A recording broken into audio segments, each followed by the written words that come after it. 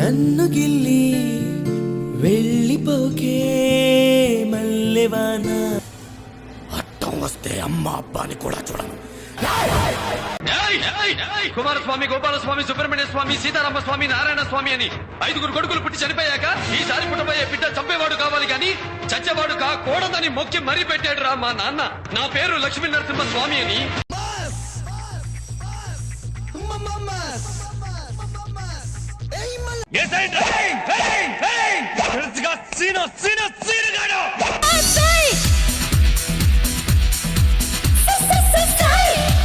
ఏదో ప్రియరాగం వింటున్నా చిరునవ్వుల్లో, చీకటితో వెలుగే చెప్పెను నేనున్నానని.